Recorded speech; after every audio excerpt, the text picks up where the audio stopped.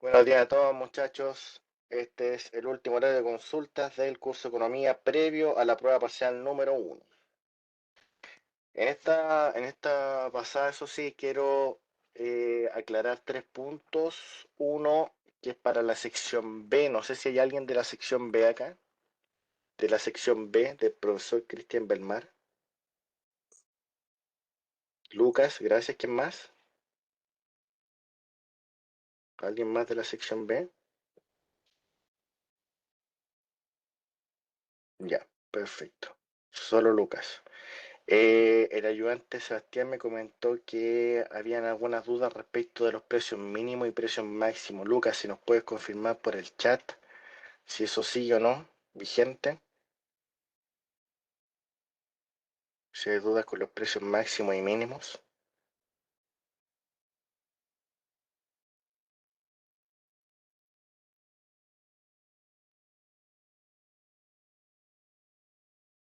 Ya, perfecto. Subió la gráfica. Ya, perfecto. De todas formas, para poder unificar los criterios, ¿no es cierto? Y la revisión de ciertos contenidos, yo voy ahora a revisar lo que son los precios mínimos y máximos en el mercado.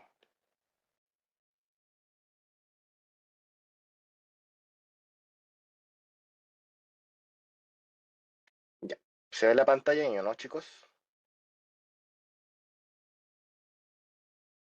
Una pizarrita blanca, ¿sí? Ya. Súper, gracias. Si alguien me puede ayudar con el tema de decirlo por el audio, sería muy bueno, así podríamos avanzar mucho más rápido. Ya, porque igual hoy día no vamos a estar tanto tiempo revisando las cosas. Ya. Entonces vamos a comenzar en una situación inicial de equilibrio. Nuestros ejes coordenados, precio y cantidad. En la situación inicial de equilibrio, entonces tenemos la oferta, tenemos la demanda.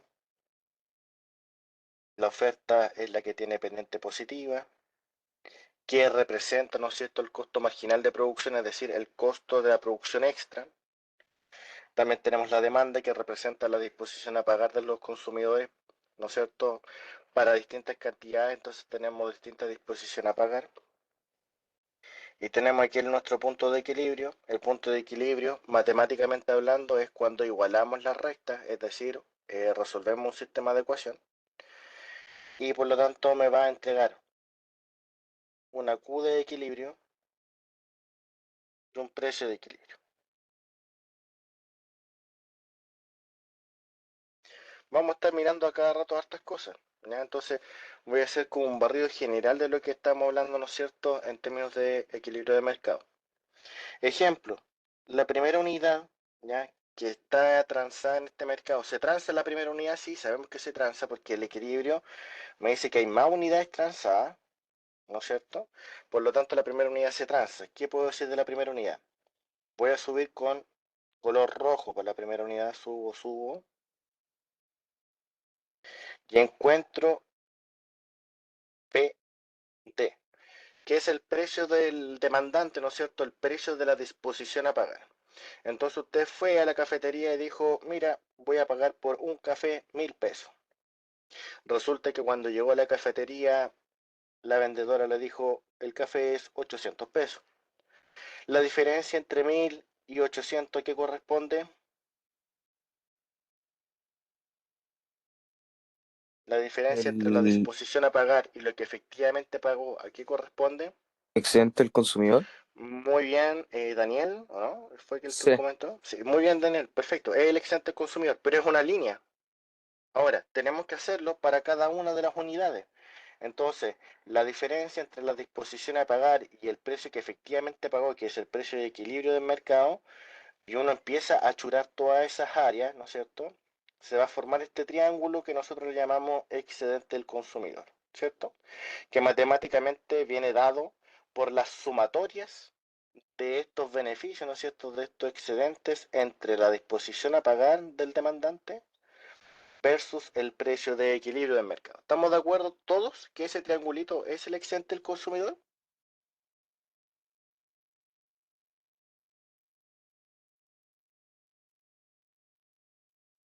¿Todos claros con eso? Sí, súper, ahí manito arriba, bien, pueden escribir por el chat y por el audio. Gracias, Gabriela Chac. Listo, tenemos el excedente del consumidor, entonces miremos al otro lado. Miremos al otro lado, lo vamos a mirar de color azul. La primera unidad a la oferta le cuesta producirla esta cantidad, que vamos a decir 300 pesos. No es la primera unidad. ¿A cuánto vendió esa primera unidad? La oferta. La vendió al precio de mercado. El mercado está diciendo que esa unidad está valorada en 800. Entonces, esta línea azul a qué corresponde. Esta línea azul corresponde a lo que le ingresó al oferente, los 800 pesos por vender un café. Y si a esos 800 pesos le resto los 300 pesos, que corresponde a qué cosa? A los costos de producción, me va a dar 500, que tal y como dice Matías en el chat, es el EP, el excedente del productor. Pero para esa una unidad, ¿cierto? Estamos todos de acuerdo que es solamente para una unidad, ¿sí? ¿Estamos todos de acuerdo en eso? Que es solamente para la primera unidad, esa línea azul que marqué. Bien, muy bien, gracias por su manito arriba, Maximiliano, Gabriela, Manuela, Magdalena, bien, perfecto. Yo podría hacer el mismo ejercicio para cada unidad y nuevamente vamos a empezar a churar el área y se va a formar nuestro triangulito que nosotros le llamamos, ¿no es cierto?, excedente productor, que también lo podemos mirar con palabras sinónimos, ¿no es cierto?, como por ejemplo el beneficio del productor, ¿no es cierto?, la utilidad del oferente, ¿ya? Que en el fondo lo que hace referencia a lo que le ingresó menos lo que le costó cada unidad producir, ¿ya? Entonces el triangulito de abajo es el excedente del productor. Muy bien, entonces, si yo hago la suma de estas dos áreas, que es el área del triángulo rojo más el área del triángulo azul, que corresponde al excedente del consumidor,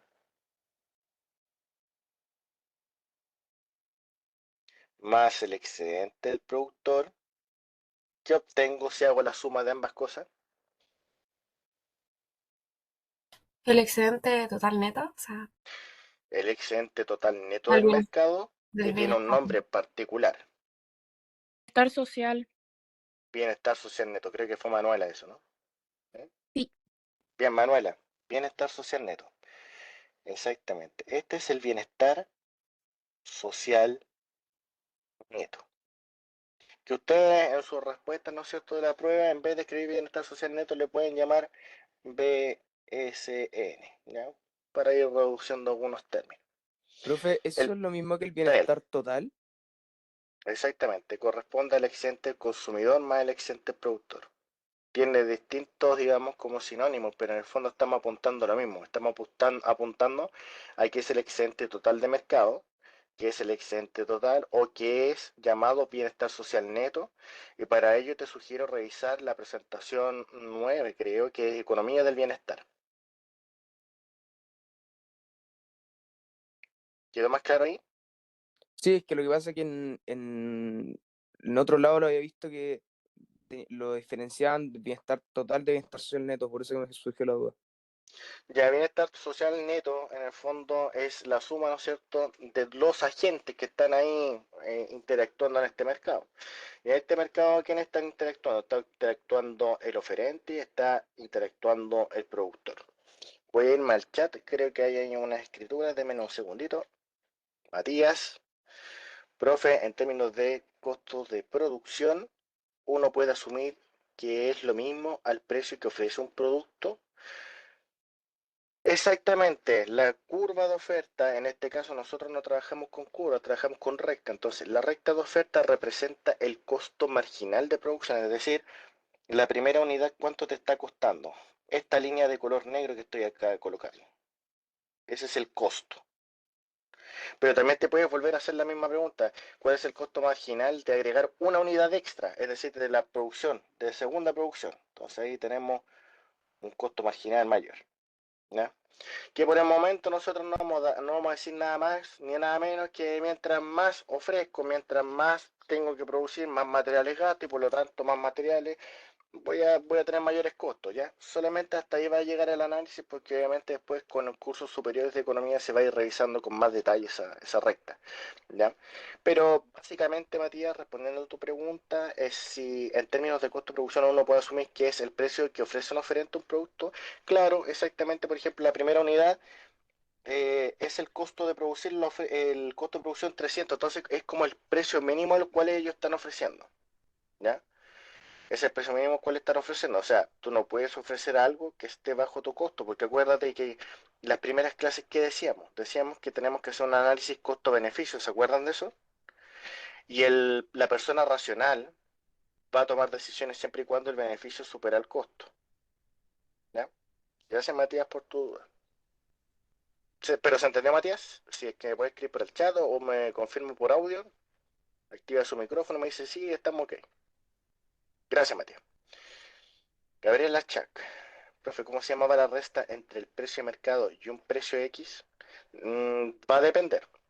Si yo resto la disposición a pagar menos el precio de mercado, eso se llama excedente del consumidor. Si yo al precio de mercado le resto el costo de producción, eso se llama excedente del productor. ¿Se entendió, Gabriela? Profe, Gracias, le, Gabriela. le Dale, puedo hacer Daniel. una consulta. Es que es algo de impuestos. ¿Se lo hago después o puede ser ahora? Esta horario de consulta, no sé si te conectaste al inicio, pero este horario de consulta va a ser más guiado. Yo voy a partir haciendo algunas primeras declaraciones para todos, ¿ya? Por eso me interesa mucho que quede grabada esta reunión, porque en el fondo estos van a ser todos los criterios para todas las secciones que respecto de 3 puntos. Uno, precio máximo, precio mínimo. Dos, impuestos en situaciones de demanda perfectamente inelástica. Y Ah, ya, tres, esa era mi pregunta. Esa Ah, era mi ya, pregunta. súper. Sí, lo vamos terminando. Lo vamos terminando. Entonces, Ya, primero déjenme terminar esos puntos. Terminamos esos puntos y ahí yo los voy a escuchar respecto a sus dudas personales también. ¿Les parece? vale, muchas gracias. No, no hay de qué, no hay de qué. Ya. Listo. Entonces ahí tenemos un mercado, tenemos su excedente, tenemos el análisis de economía de bienestar. ¿Ya? Voy a hacer un borrón aquí, ¿no es cierto? Porque ahora me interesa mirar otras cosas. Y es que yo partí hablando de los precios mínimos y los precios máximos. Entonces ya sabemos cómo estaba este mercado en una situación inicial. Eso es lo que yo buscaba en el fondo. Quería saber cuál es la situación inicial de un mercado y le vamos a poner nombre a algunas cosas.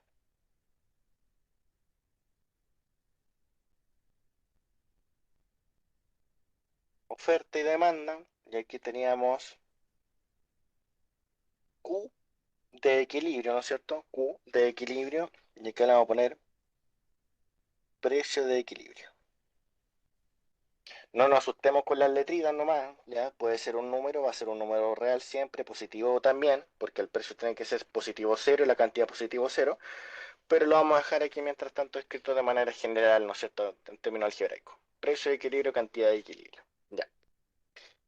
Hablemos de los precios máximos y mínimos. Entonces, los precios máximos y mínimos son a partir de intervenciones del Estado, ¿no es cierto? Intervenciones del Estado en el mercado. ¿Ya? Porque por alguna razón una autoridad, ¿no es cierto?, podría tomar ciertas decisiones que pueden afectar a cómo está interactuando el mercado en particular. ¿Ya? Pensemos en lo siguiente, por ejemplo, los terremotos, si mal no recuerdo, fue el terremoto del 2010 que se empezó a hacer como un racionamiento del agua, entonces habían cuotas de cantidad de botellas de agua que uno podía comprar, por ejemplo. Otra medida podría ser empezar a fijar precios, porque se están muy arriba y la gente no tiene entonces como disposición a pagar o no tienen, digamos, como no están llegando a este equilibrio de mercado por sí solo, no se autorregula, digamos, y por lo tanto el gobierno intenta intervenir para tener algunos resultados. Vamos a mirar aquí que ceteris paribus, cuando se fijan precios, vamos a distorsionar el mercado y vamos a mirar qué pasa con esas distorsiones. ¿Ok? Entonces, lo primero que vamos a mirar es el precio máximo. Entonces, ceteris paribus, este mercado está en equilibrio. Tenemos el excedente del consumidor arriba, el excedente del productor abajo. Si hago la sumatoria, ¿no es cierto?, el excedente del consumidor con el excedente del productor, tengo el bienestar social neto y estamos todos bien. Por algún motivo, una autoridad decide imponer un precio máximo y vamos a darle un contexto a esto y vamos a decir el pan. Estamos en el mercado del pan. En el mercado del pan tenemos la oferta, que es la oferta agregada, es decir, tenemos tantos productores de pan y cada uno de ellos tiene distintos costos de producción y están ofreciendo en ese mercado. Y en el caso de la demanda, ¿no es cierto?, es la sumatoria de las demandas individuales. La demanda que tiene Daniel, Manuela y yo de pan. ¿Ya? Y muchas otras personas más. Perfecto. Tenemos este mercado del pan y vamos a asumir valores para que sea más sencillo el análisis. Vamos a decir que en Ceteris Paribus el mercado del pan tiene un precio de 1000 y las cantidades transadas son 20. ¿Ya? Eso es lo que vamos a decir. Entonces, si la autoridad decide tomar, ¿no es cierto?, un precio máximo en este mercado y lo aplica sobre el precio de equilibrio, le vamos a poner P max. Mi pregunta es, si la autoridad dice vamos a fijar un precio máximo del pan, o sea, no pueden cobrar más de 3000 por el precio del pan. La pregunta va para ustedes dirigida. ¿Tiene alguna incidencia en este mercado poner un precio máximo por sobre el precio de equilibrio? Matías lo coloca en términos de pregunta, dice genera exceso de oferta. No sé, la pregunta va dirigida a ustedes. Maximiliano dice que no, Daniel dice que no, Lucas dice no pasa nada. Y la respuesta es no, no pasa nada. Un precio máximo por sobre el precio de equilibrio no pasa nada, porque el mercado ya está diciendo que vale 1000. Entonces, que el Estado intervenga y diga no pueden cobrar más de 3000, sabiendo que el mercado lo está valorando en 1000, ceteris paribus no pasa nada.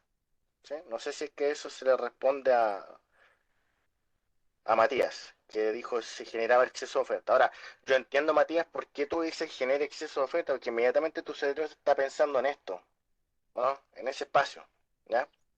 Pero el espacio está. La pregunta es si se activa o no se activa. ¿Ya? Con un precio máximo no se activa. ¿Ya? Por lo tanto, un precio máximo por sobre el equilibrio no pasa nada.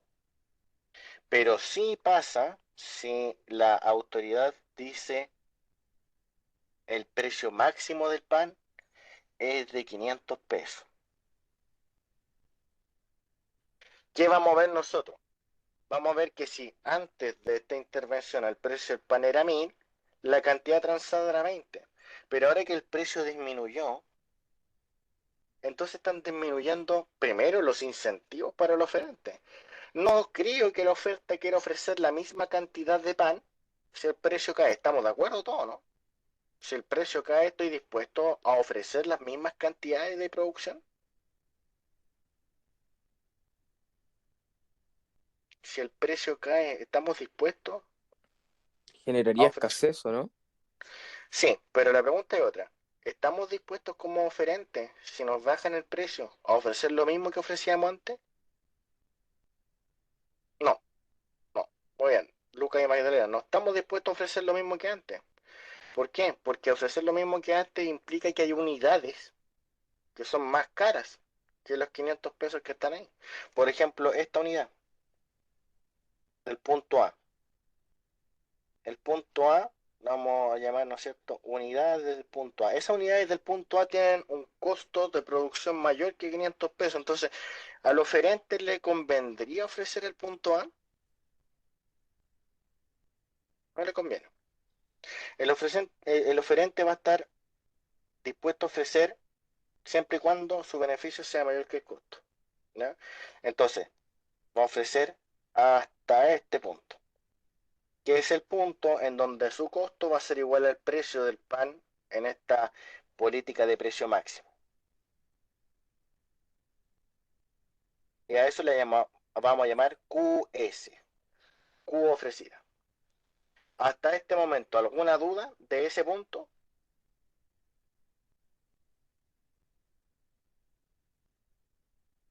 ¿Todo bien, Maximiliano? Perfecto. Profe, Escucho, Manuel. ¿cuál es la razón de que se fijen precios? Políticas populistas. ¿Ya? ¿Por cuál otra razón más podría ser? Ok.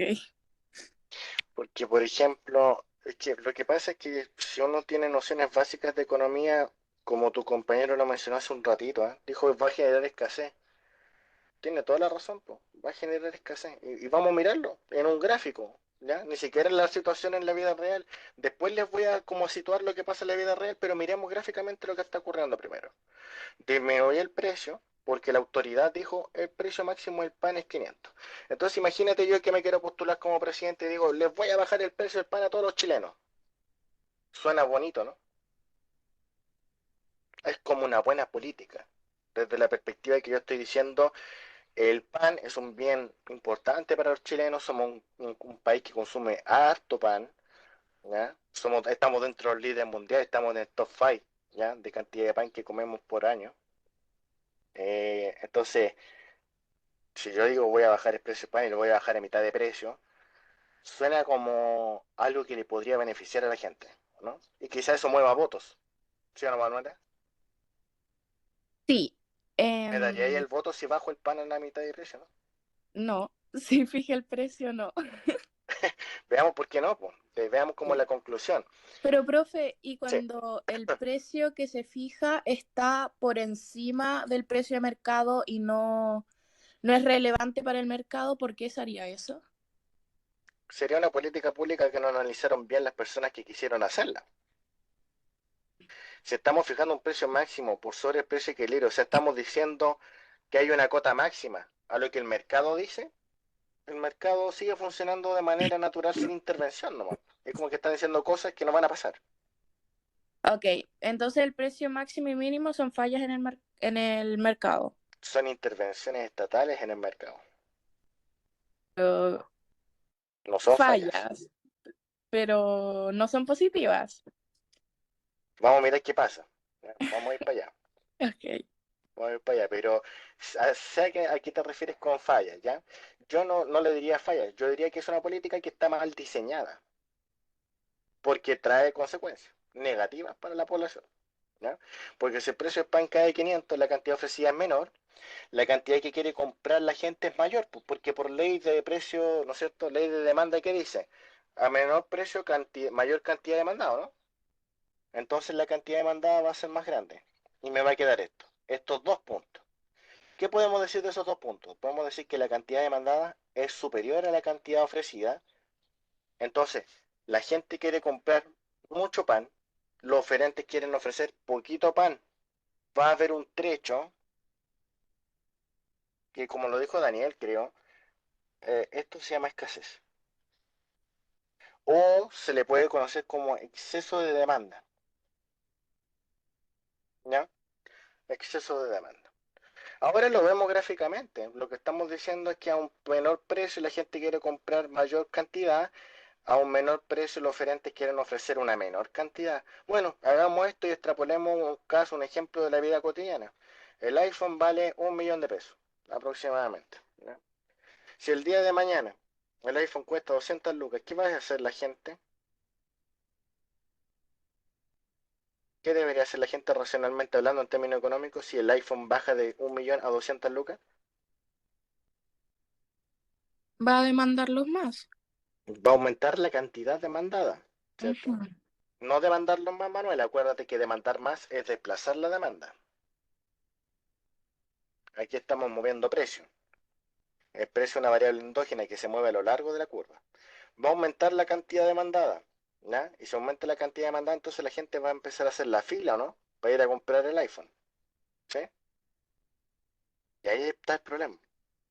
Cuando los precios máximos están por debajo del precio de equilibrio, se activan, la gente va a empezar a hacer fila, y podría pasar y podría generarse algo que se llama el mercado negro, ¿ya? Porque el primero de la fila podría comprar todos los iPhone, todos, absolutamente todos. ¿Y cuáles son todos? Esto, pues, esta cantidad son todos. Esta QS, ¿o no? QS es la máxima cantidad que están ofreciendo, entonces el primero de la fila podría comprar QS. Cuando compra QS dice, oye, yo tengo todo estos iPhone para vender. Pregunta, ¿a cuánto están dispuestos ellos a pagar por esa cantidad de iPhone? Lo miro, lo miro, lo miro, lo miro, lo miro, lo miro, lo miro, lo miro y llego. Ese es el precio de disposición a pagar por esa cantidad de iPhone. Ese es el precio que ellos están dispuestos a pagar por esa cantidad. Entonces el tipo del primero de la fila lo compró a 500, pero puede revenderlo, este es el precio de reventa, a lo que la demanda está dispuesta a pagar. Entonces, el precio de reventa menos los 500 que pagó, ¿no es cierto?, ya por el iPhone, por el panel, lo que sea, y yo pinto todo esto, ¿a qué corresponde? Corresponde a un área que se le llama recaudación por mercado negro. ¿Ya? Se podría generar un mercado negro. Una persona acaparar todo lo que se está ofreciendo a un precio más bajo y después revenderlo. ¿Ya? Si es que se genera este mercado negro, entonces se va a generar esa área. ¿Se entiende? Pueden escribir por el chat, ¿sí? Voy a ir al chat porque estamos ahí pendientes de una buena cosa. Matías, Q5 se puede sacar reemplazando 500 en la curva QS, sí. Ese 500 lo reemplazas en la curva de oferta, ¿ya? P vale 500, lo reemplazas en la curva de oferta y te va a dar la cantidad de oferta. Y también ese 500 lo puedes reemplazar en la función de demanda y te va a dar, ¿no es cierto?, la cantidad de demanda. Matías, profe, entonces precio máximo genera cambios por debajo de precio de equilibrio y precio mínimo genera por debajo de... No, el precio máximo genera cambios siempre y cuando el precio máximo esté debajo del precio de equilibrio. Y si el precio mínimo está por sobre el precio de equilibrio, entonces también genera distorsiones. ¿Ya? Ojo con eso. Lo voy a anotar en el chat. Cuando un precio máximo o un precio mínimo tiene distorsiones o genera cambio en el mercado, precio máximo debajo de, del equilibrio y precio mínimo sobre el equilibrio. Ahí es cuando ocurren cosas. Si no es así, no va a ocurrir nada. Gabriela, ¿la reventa de entradas también cuenta como mercado negro? La reventa de entradas, Gabriela, cuenta como mercado negro siempre y cuando no existan políticas o regulaciones para poder revenderlo. Estamos haciendo un análisis bien ceteris paribus, bien sencillito. Estamos diciendo que el primero de la fila puede comprar todo lo que se está ofreciendo. Estamos diciendo que el primero de la fila va a revenderlo a un precio y que no lo van a tomar preso, ¿no es cierto? Porque no hay regulación en el mercado. Porque no sé, pues ustedes saben que si compran una entrada a un concierto, ahora ustedes tienen cierta cantidad de horas para cambiar el dueño de la entrada, ya no se puede revender, está sancionado, hay leyes, ¿no es cierto?, que regulan esto. Hasta cierta medida, porque de todas formas igual se pueden generar estas distorsiones en el mercado, ¿ya?, que en el mercado negro. Maximiliano. En este caso entonces se ven beneficiados los consumidores, pero solo aquellos que compran primero. Veamos, pues, Maximiliano. Ese rectángulo azul, ¿a qué corresponde el rectángulo azul? Si alguien me puede decir por audio, vamos, cuéllensela. ¿Qué es el rectángulo azul? El que está pintado. Mercado negro, dijo usted. Exactamente, pero no en mercado negro, sino que es los ingresos recibidos a partir de este mercado negro que se genera, ¿cierto? Bueno, ¿dónde está el excedente del consumidor? ¿Qué corresponde? ¿Cuál era la definición? Vamos, por audio, vamos. ¿Cómo es o cómo se calcula el excedente del consumidor? El área abajo de la curva de demanda, El área abajo de la curva de demanda, ya, sí, pero que tiene que respetar un límite. ¿Cuál es el límite? el equilibrio. Ah, no, no, perdón, el precio máximo fijado. No, Daniel, tienes razón. Es el área abajo de la curva por sobre el precio de equilibrio, ¿cierto? Bien, pero en este caso no se está respetando el precio de equilibrio, sino que tenemos que respetar que los demandantes lo compraron a un precio PD, que era un precio de reventa, ¿no? Sí. Entonces, ¿qué es esto rojo que estoy pintando? ¿Excedente del consumidor o no? Excelente, excelente consumidor.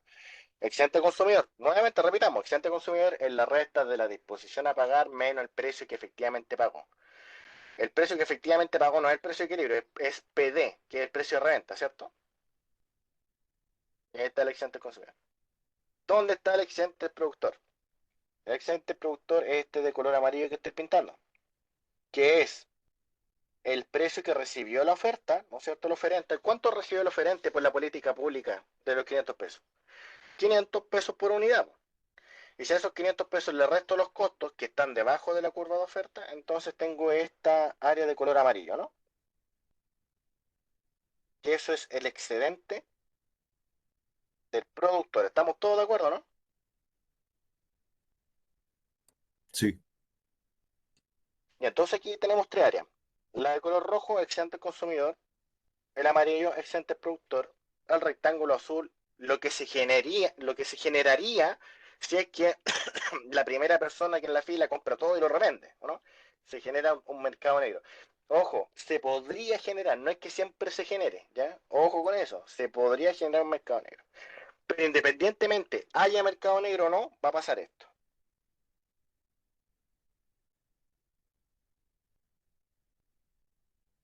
Profe, ¿Cómo se llama pero si este no, triángulo de color negro? Pérdida social. Pérdida PBS, pérdida bienestar social o otra, depende el libro que hayan leído el profesor, o se llama pérdida irrecuperable de eficiencia. ¿Ya? Pérdida de bienestar social o pérdida irrecuperable de eficiencia. ¿Por qué? Miremos por qué. Po. Porque esta unidad que le voy a llamar X, esta unidad X, estaba la persona dispuesta a pagar este punto rojo y el costo de producción, el punto rojo punto A, y el costo de producción era B. Entonces, había una disposición a pagar que era por sobre el costo de producción y que no están siendo producidas. ¿No? Hay unidades que estaban siendo valoradas, hay unidades que podían generar potencialmente beneficios y no están siendo producidas o no están siendo transadas. ¿Se entiende eso? Todo profe, ese triángulo. Sí, Maximiliano, te escucho. es que usted dijo que si no era mercado negro podría ser otra cosa el rectángulo sur, otro ingreso. ¿Y qué podría ser en reemplazo de aquello? Si no fuera mercado negro, entonces lo que tendríamos que hacer es, primero el excedente productor es claro, ¿cierto? Que es el amarillo, ¿sí? Sí. Que son los 500 menos los costos de producción. Bien. Pero si no hay mercado negro, es decir, los demandantes compran al precio, ¿no es cierto?, de 500, entonces esto se extendería para acá. Y el excedente productor sería el rojo completo. Ya. ¿Ya? Por eso, bien importante. ¿Eh? Si en mercado negro le vamos a reducir aún más el excedente al consumidor. Si no hay mercado negro, el excedente al consumidor es más grande porque en ese caso estaríamos beneficiando a las personas que están dispuestas a pagar mucho dinero por algo, pero están pagando poquito. ¿Se entiende? Sí, sí, sí. Profe, pero Pues, ahí no habría pérdida de eficiencia, ¿sí? No. siempre hay pérdida de eficiencia. Pero en el excedente del productor, ¿cómo quedaría, o sea, el consumidor, cómo quedaría si es que no hubiera mercado negro con el rectángulo completo hasta la punta, ¿no? Si no hay mercado negro, el excedente del consumidor sería lo rojo y lo azul. ¿Se entiende? Ah, igual va a haber una pérdida social. Siempre hay una pérdida social porque acuérdate que no se va a transar más de QS. Ah, ya, vale, gracias. ¿Ya? Entonces, por ejemplo, aquí hay una unidad que yo le había puesto punto A y un punto B. Hay unidades que están dispuestas a pagar harto. El punto B es el costo y podrían haber excedentes que podrían haberse explotado. ¿Se están explotando? ¿No? No se están explotando porque el mercado está cortando aquí. Hasta ahí nomás vamos a producir, ¿o no? Hasta ahí vamos a transar porque el oferente no quiere ofrecer más porque el precio está muy bajo. ¿Se entiende? Sí. Ya. Dame un segundito, vamos a pintar de nuevo la pérdida de bienestar social o pérdida irrecuperable de eficiencia del mercado. Lo vamos a pintar en color negro. También tiene otro nombre, ¿eh? Depende del libro que lean, pero es importante también saberlo. También se le conoce como peso muerto. Ya, vamos entonces al chat rapidito. Matías, S y EP en lo azul, ¿por qué? Matías, ahí no entiendo si es que me puedes escribir por chat o sería mucho mejor, más rápido el audio para poder hacerlo, ¿no es cierto?, la revisión rápido, porque mientras más nos demoramos, menos vamos a poder ver. Y la otra pregunta es, ¿BS es igual a BSN? Sí, bienestar social neto, en el fondo estáis refiriéndote a que es el excedente total del mercado. Gabriela Chac. Entonces la pérdida social sería como todo lo que se podría haber producido, vendido o transado, Gabriela, transado. Eh, la pérdida de bienestar social o la pérdida de recuperar la eficiencia, Gabriela, es comparar este punto A con este punto B. El punto A y el punto B no están siendo transados. ¿Por qué? Porque hay hasta QS es lo que se está transando en el mercado. Entonces, esas unidades no están siendo vendidas ni producidas ni nada. Pero si miramos el comportamiento de la curva de oferta y la curva de demanda, nosotros sabemos que la disposición a pagar es superior al costo, entonces beneficio mayor que el costo y por lo tanto se tenía que haber producido, ¿cierto? ¿Por qué no se produce? Porque la política cerró en precio del 500, los oferentes están dispuestos a ofrecer esta cantidad fija QS, que nuevamente te la voy a fijar, hasta ahí nomás vamos a producir, y todo lo demás para allá no se va a producir, pues no se va a transar, no se va a vender. Entonces, hay unidades que estaban siendo valoradas sobre el costo de producción que ahora en el mercado no están apareciendo. ¿Sí? ¿Se entendió, Gabriel, ahí o no? Con razón es pérdida de eficiencia. Exacto.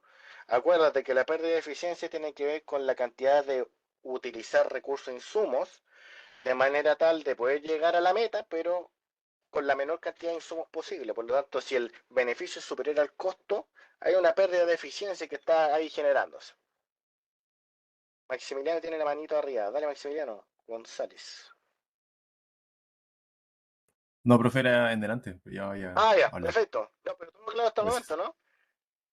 Necesito que estemos todos claros. Si estamos todos claros, seguimos avanzando. Sofía tiene una pregunta por interno. Entonces, si me preguntan por la pérdida de eficiencia, debo calcular el área de triángulo negro. Sofía, ¿qué crees tú?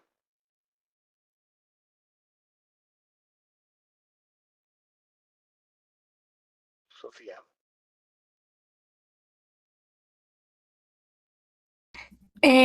Lo que pasa es que en clases el profe Ujú. me dijo que era la diferencia entre los precios, la diferencia entre cantidades por un medio. Pero ahora que lo veo con el gráfico, eso es la área del triángulo, Es ¿o que no? tiene toda la razón. Exacto, son las Ah, ya, diferencias de los precios, o sea, el precio de reventa y el precio que se fijó, la entiendo. Es altura, que no que es la había hecho, diferencia, el área del triángulo, exacto.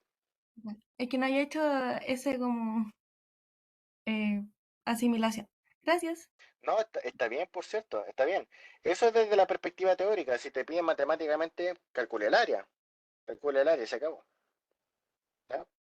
Ahora, uno dice al final del día, el excedente consumidor el rojo, el excedente productor el amarillo y el azul es siempre y cuando, y qué bueno que quede grabado, siempre y cuando se genera un mercado negro. Si no se genera un mercado negro, ¿cuánto vale el excedente consumidor en área, en colores? ¿Qué me dice? ¿Cuánto es el excedente consumidor si no hay mercado negro? Rojo y azul. Perfecto, Matías. Rojo más azul. Muy bien, muy bien, muy bien. Estamos todos con esta. Pucha, qué bueno, cabrón. Muy bien, me alegro mucho. Ya. Tengo una Dudas. pregunta. Dudas de precio máximo y mínimo. Manuel, te escuchamos mientras yo voy a graficar. Dale. Ese triángulo que se forma cuando usted fija un precio máximo, ese triángulo que tiene base cantidad de oferta y cantidad de demanda, ¿significa algo? Triángulo que te oferta. El triángulo. Voy a pintarlo para ver si es que estamos en el mismo canal, ¿ya? Dame un segundito. Lo voy a pintar de color verde. Aquí. ¿Te Sí, referís a ese. esto verde? Sí, sí. Ya. No tiene ningún análisis. Nada. No significa nada. O sea, podríamos mirar, pues podríamos decir, si sube el precio, se empieza a subir el precio, se empieza a ajustar el mercado. Podríamos hacer esto. Sería un triángulo de ajuste. ¿Ya? Ok. Porque si sube el precio, disminuye la cantidad demandada y se te dispara y empieza a funcionar de nuevo la mano invisible. Se autorregula el mercado, ¿o no? Ok. Pero como área, no es No parte de significa nuestro nada. análisis. Exacto. Ok. Gracias. Pero qué buena pregunta, Manuela. Porque ¿qué pasa si yo te digo ya? Se acabó, la autoridad se dio cuenta que fue una pésima decisión que tomaron. ¿Qué le va a pasar al mercado después? ¿Te escucho, Manuela? Em, o sea, si quitan el precio máximo, probablemente vuelva al precio y cantidad de equilibrio. ¿Ya? ¿Y qué concepto teórico económico te va a aportar y decir la Manuela tiene razón? Mm, Ley de demanda. ley de demanda, ley de oferta y, por Y de cierto, una mano que se llama mano invisible que se está autorregulando, ¿no es cierto? Sí. Que es el concepto acuñado por Adam Smith en 1773 en La riqueza de las naciones, que dice: hay millones de decisiones descentralizadas entre los oferentes y los demandantes, nadie puede influir en el precio, somos precios aceptantes y por lo tanto guiados por el egoísmo. El consumidor quiere pagar lo menos posible, el oferente quiere ganar lo más posible, ¡pum! Converge en el punto de equilibrio. ¿Cierto, Manuela? Profe, acaba de decir algo que me recordó un Las comentario que leí fuerzas de ayer. equilibrio, espérate, Matías tiene mucha razón, me gusta esa palabra, las fuerzas del equilibrio, ¿no es cierto? Ya. Son que se están moviendo para allá y para acá, están tratando de negociar. Manuela, te escucho. Profe, ayer leí un comentario que decía que si se reduce la cantidad de productores y demandantes, como mientras menos hay, más se ¿Ya? aleja el mercado de un mercado de competencia perfecta. Absolutamente de acuerdo, porque ¿cuáles son los supuestos de mercado de competencia perfecta? Imagino que eso se relaciona con que como somos tantos, no podemos influir en el precio y somos precios aceptantes. Exacto, Y al haber exactamente. menos, como que sí influenciamos en el precio. Al haber menos, Manuela, mira, te voy a dar un ejemplo. Ok. Hay muchos vendedores de pan, muchos. Y de repente pasó algo que ya no hay tantos vendedores de pan, ya hay 3 o 2. Es más fácil ponerse de acuerdo y decir, oye, ¿sabes qué? Podríamos subir el precio del pan, ¿o no? Hagamos un Es más acuerdo. fácil que hagan una colusión, ¿no? Exactamente, un cartel del pan. Así, claro, cartel del pan. O, claro, el patrón del pan. Así, puede pasar. ¿Ya? Que efectivamente, mientras menos demandantes hay en términos de número, mientras menos oferente hay, es más fácil llegar a acuerdos colusorios. ¿Ya? Ojo, es más fácil, no significa que vaya a ocurrir siempre. ¿Ya? Ok. Pero sí al reducir estas cantidades, imagínate al revés, imagínate al revés. Eh, hay muchos laboratorios que tienen la cura para una enfermedad muy rara. Todos los laboratorios tienen la cura para una enfermedad muy rara.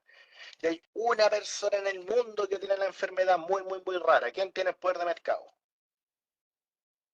¿La Em, tienen los oferentes que todos tienen el medicamento o la tiene la persona que va a decidir a quién le va a comprar? no. La persona se llama monopsonio, lo que te acabo de mencionar. Ok. Es cuando el demandante tiene el poder y puede decir, mira, voy a ir al más barato. Y ahí empiezan los oferentes a competir vía precio. ¿Ya? Ok. Gracias. A ti, Manuela, son buenas inquietudes que uno tiene que estar mirando siempre. Ya tratemos de no hacer de manera muy mecánica la parte económica. ¿Ya? No la hagamos mecánica, tratemos de pensarla, tratemos de ver cuándo los supuestos tienen sentido o no tienen sentido. ¿Ya? Recordar, y le digo a todas las secciones, no sé si han tenido ayudantías conmigo o no, pero cuando van los chicos a la ayudantía conmigo a mi sesión, ¿qué les digo yo? Supuestos poco realistas llevan a respuestas poco realistas. ¿Ya? Así que ojo, cuidado cuando ustedes establezcan los supuestos, porque a un supuesto le conduce la respuesta. ¿Ya? Así que tratemos de ser lo más realista posible para que las respuestas sean más realistas posible. ¿Ok? Eso. Ya. Tenemos entonces este equilibrio nuevamente, precio, cantidad, listo, maravilloso, excelente el productor, excelente del consumidor, y vamos a activar un precio mínimo. ¿Cuándo se activa un precio mínimo, estimados y estimadas muchachas y muchachos? ¿Cuándo se activa un precio mínimo? ¿Cuándo tiene sentido establecer un precio mínimo? ¿Por sobre el equilibrio o debajo del equilibrio?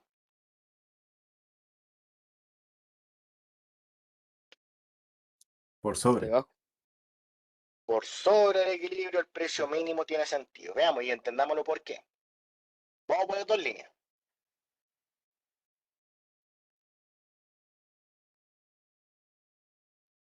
Vamos a poner 2 líneas, ya, 2 precios mínimos. Mercado del pan, para que no se nos vaya el enfoque y estemos comparando, ¿no es cierto?, arriba y abajo con lo mismo. Mercado del pan era un precio de 1000, se transaban 20 unidades, ya maravilloso. Si el gobierno dice, yo quiero que todos los panaderos al menos cobren 500 pesos, al menos cobren 500 pesos, la verdad es que el mercado ya se autorreguló y está cobrando más de 500 pesos, entonces como que decirlo es gastar recursos para decir una política pública. ¿Ya? No tiene ningún sentido tener un precio mínimo debajo del precio equilibrio porque ya el mercado por sí mismo autorreguló un precio base. ¿Se entiende esa parte? ¿Se entiende la parte que el precio mínimo no se activa cuando está debajo del equilibrio? Gracias, Maximiliano. Ya, no sé. A ver, vamos a hacer el siguiente ejercicio. A ver, aquí. ¿Cuánta gente hay conectada ya? 6, 24, menos dos pantallas mías. Profe, ¿no, que los precios mínimos no pueden ser un poco contraproducentes? Porque 22. Ya, en dale, el, Daniel.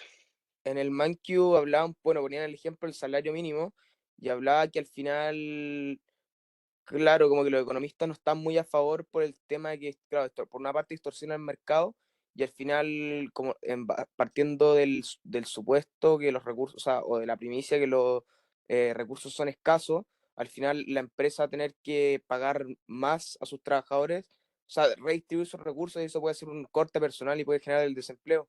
Por eso que en general el precio mínimo no es un poco contraproducente en cuanto a eficiencia de mercado. Ya, primero, gracias por tu comentario, Daniel. Bastante asertivo. Segundo, ya vimos ya qué pasaba con el precio máximo. El precio No, yo máximo digo precio mínimo, distorsionaba el mercado, ¿cierto? ¿sí? Distorsionaba. Ya. Miremos entonces qué pasa si el precio mínimo se activa. ¿Provocará lo mismo que antes? ¿Será mejor? ¿Será peor? ¿Hacia quién vamos a estar beneficiando? Antes estábamos beneficiando a ciertos demandantes que tenían una alta disposición a pagar y pagaban un precio bajito, entonces su excedente era muy alto para cada demandante, ¿cierto? Ahora, Ujú. miremos qué pasa acá. Primero, si el gobierno dice, mañana todos los panaderos tienen que cobrar como mínimo 1.000 pesos, la cantidad demandada a ese precio la vamos a llamar QD. La cantidad ofrecida a ese precio es QS. Y por cierto que QS va a ser mayor que QD, porque por ley de precio, ¿no es cierto?, oferta y demanda, a mayores precios, mayor cantidad ofrecida, a mayores precios, menores cantidades demandadas. Estamos todos de acuerdo en ese punto, ¿cierto? Sí, Entonces, en este trecho, lo que podemos decir es que hay más cantidades ofrecidas que las cantidades demandadas a ese precio, ceteris paribus. Por lo tanto, esto se le conoce como exceso de oferta. ¿Ya? ¿Qué ocurre en el exceso de oferta? Ocurre lo siguiente, que la disposición a pagar menos lo que efectivamente pagó me da cuenta del excedente del consumidor, ¿cierto? ¿Estamos de acuerdo en eso, no? sí, Triángulo rojo, excedente del consumidor. Versus lo que recibieron los oferentes 2.000 menos sus costos, genera esta área, ¿no? Esta área azul. ¿Cómo se llama esa área azul?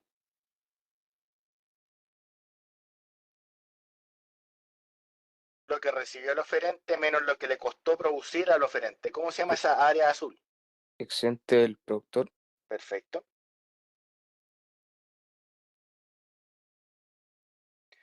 Pero también hay un área de color negro que se llama, esa área de color negro, ¿cómo se llama? PS, Partido ¿Área Socialista, social? Matías. Eh, pérdida de bienestar social. Pérdida de bienestar social. ¿Por qué se genera esta pérdida de bienestar social? Esta pérdida de bienestar social o peso muerto o pérdida social se genera porque hay unidades que estaban siendo más valoradas del costo de producir esa unidad y no se están transando, porque hasta dónde transan,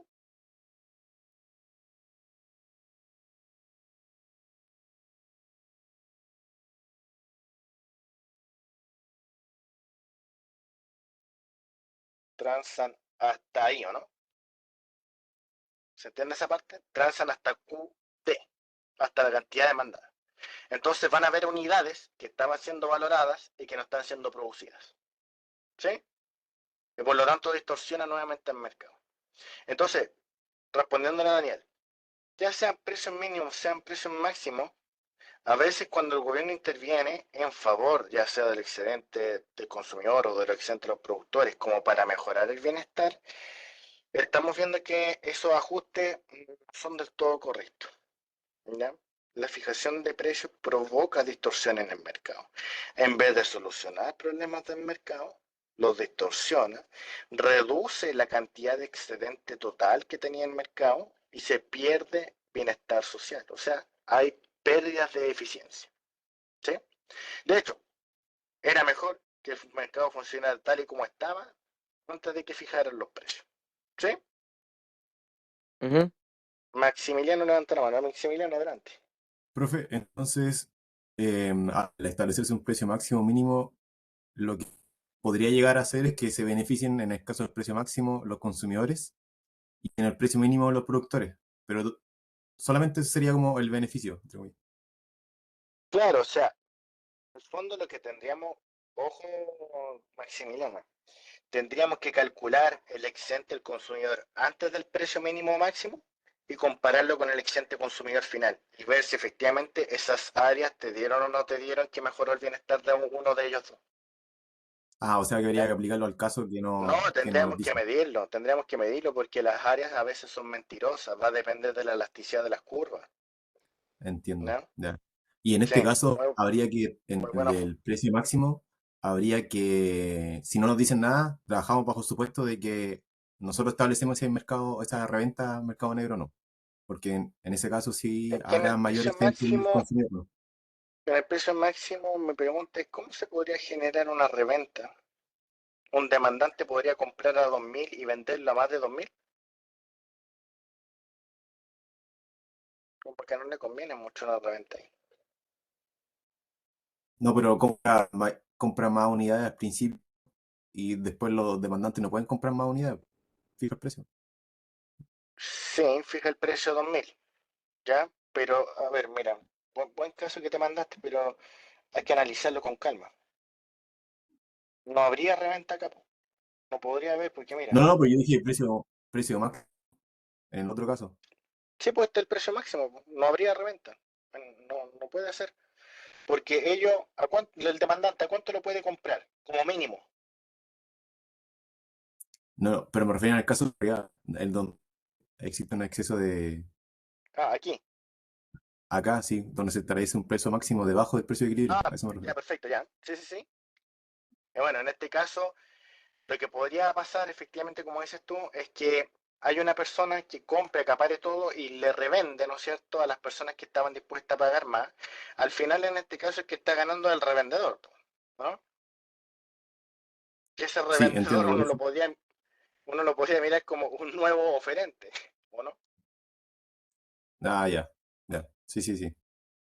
Pero también Ya. podríamos mirarlo como un consumidor que jugó con las reglas que había en el mercado y ganó un excedente extra, ¿no? Todo Ah, depende del cristal con el que pero se es mire. una sola persona comparada con todos Exacto, los demás consumidores. exacto. Pero entonces Muy tendríamos bien. que trabajar como, establecer como el supuesto que nosotros consideramos Tenemos, ese consumidor. tenemos que fijar un supuesto y tendríamos que decir, mira, el Ah, que ya. revendió es una persona, por lo tanto ese excedente azul se lo llevó una persona, ¿cachai? Y Sí, ahí sí vendría siendo podríamos mirar, cualquier consumidor, bajo mi claro, supuesto. Maximiliano, y ahí podríamos mirar incluso y decir, mira, los excedentes no están todos ganando la misma cantidad, de hecho, el excedente rojo es chiquitito y el excedente azul es muy grande, pero el excedente rojo es de hartos demandantes y el excedente azul es de un demandante que se convirtió en oferente, ¿o no? Ah, ya. Diferente Sí. forma de verlo según Por cierto, el pero todo presupuesto. va a Ya, depender de qué, Maximiliano, de tu supuesto. ya, súper. Muchas gracias, No profe. hay, no es como ley en piedra esto, pues uno tiene que generar un Ya. supuesto, analizarlo desde esa perspectiva y puedes tener razón tú. Manuela puede establecer otro supuesto y también tener razón ella. Y Daniel, por cierto, puede cooperar y decir, ¿sabes qué?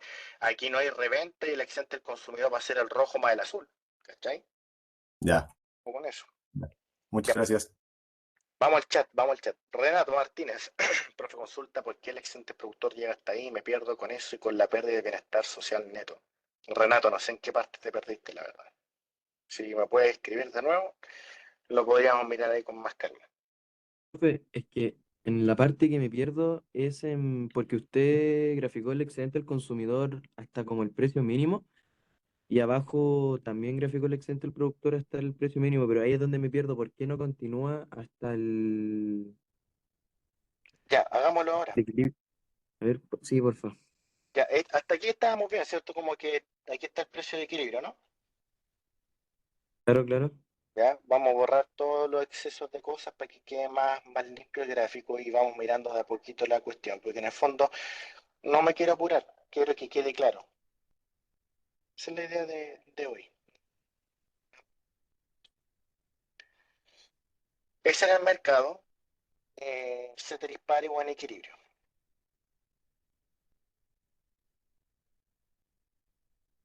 Ya. Entonces, Renato quería seguir aclarando sus dudas respecto de los excedentes, ¿cierto? Ya.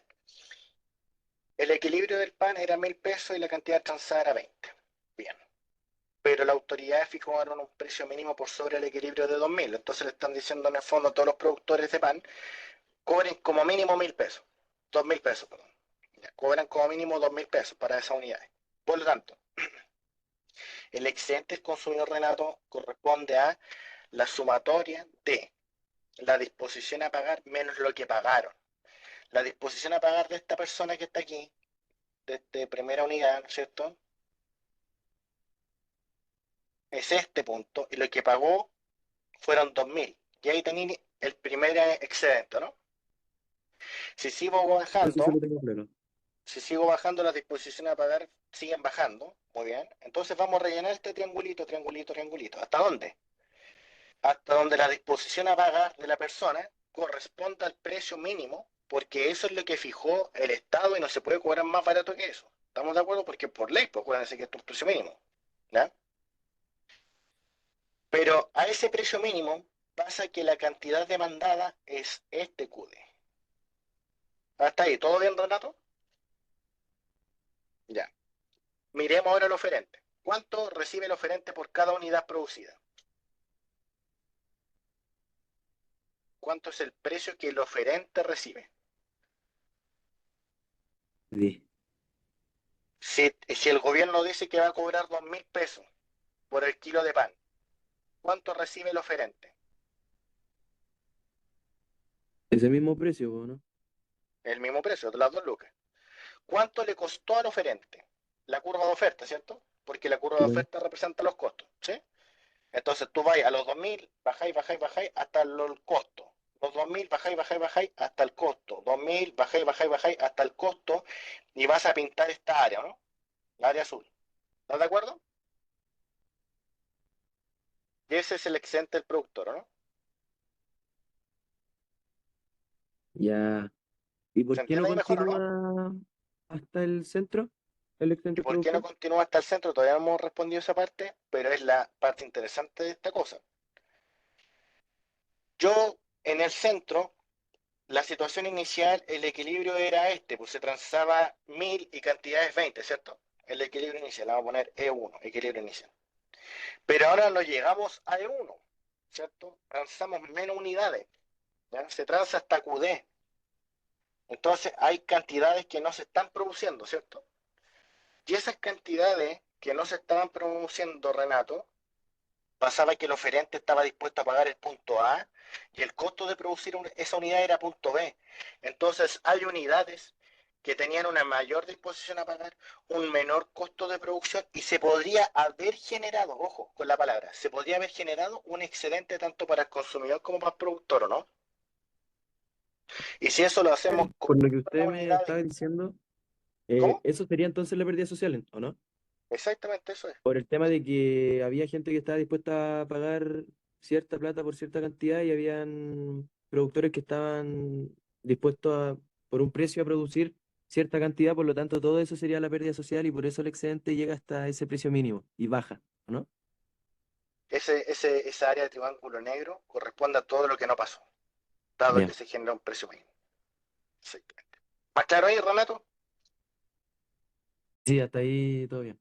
Súper, súper dupis. Voy a ir al, al, al chat. Renata Sepúlveda. Hola, buenos días. Tenía una duda en la ayudantía 6 sobre el último matemático porque la pauta sería en gráfico de Argentina y Chile, pero teniendo a Chile con una curva de banda elástica, cuando por su pendiente que es mayor a la Argentina debe ser más banda elástica, pero la pauta cambiaré algunas cosas porque algo dio mucho cuando lo vi. Renata, no sé si te conectaste al inicio, pero lo que estoy haciendo es aclarando unos puntos generales para todas las secciones, por eso estamos haciendo esta grabación, ya que ya terminamos ya de revisar el primer punto que es precio mínimo y máximo, ¿ya? Y ahora nos vamos a ir a la teoría de impuestos, pero para una demanda perfectamente inelástica, ¿ya? Entonces vamos a mirar ahora la demanda perfectamente inelástica y podríamos ir revisando este tema de la ayudantía en particular. Mándame un correo electrónico y yo te doy el detalle de eso, para que todos estemos claros con eso. Renata, eso sí una pregunta. ¿Qué sección eres tú? Si me puedes escribir, por favor.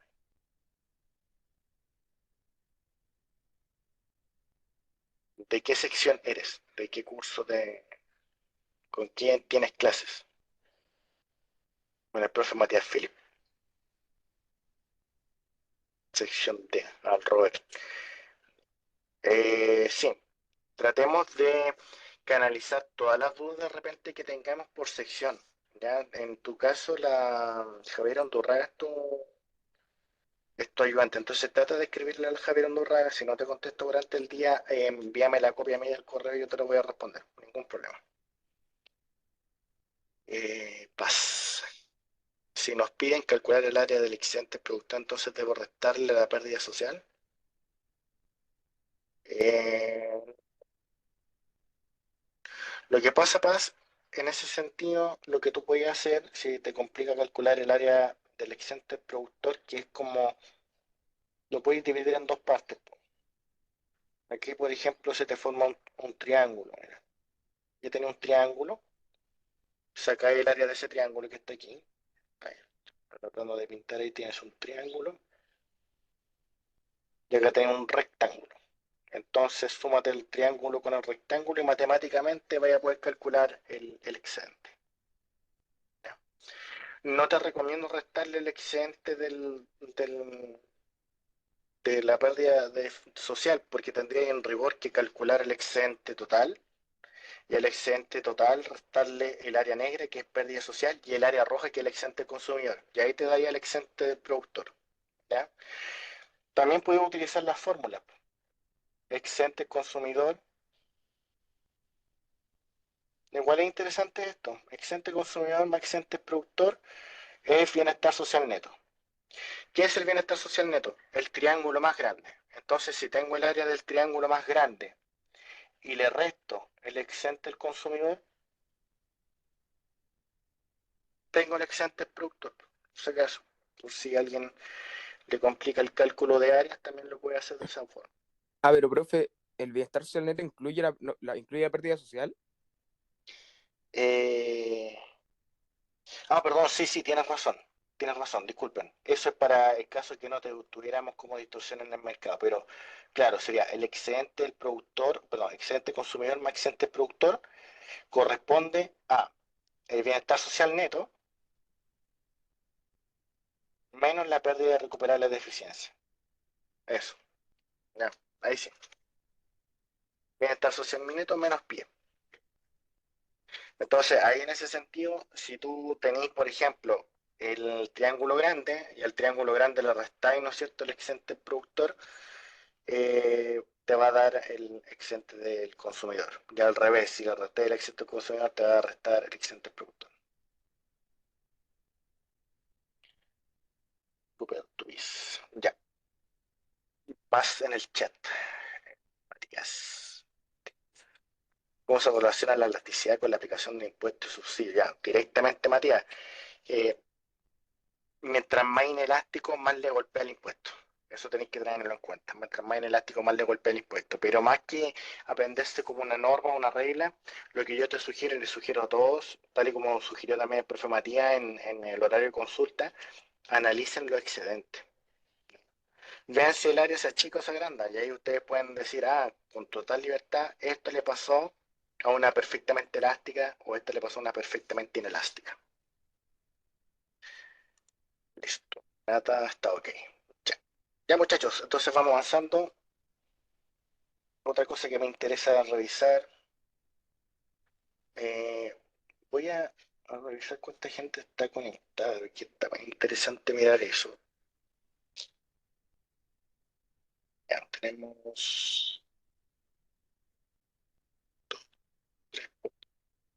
6, 18, menos 2 pantallas, 16, 21. Son 21 conectados de un total de 300. Por 100, 7% de las secciones conectadas. Hay que mirarlo ahí para ver si el incentivo, si no, no hacemos una consulta nuevamente. Maximiliano, tienes la mano levantada, cuéntame. No, profe, perdón, que vale, pero eres de antes. Sorry. Ok, ya. No, no hay problema. Voy a entonces ahora a mirar la demanda inelástica de la insulina.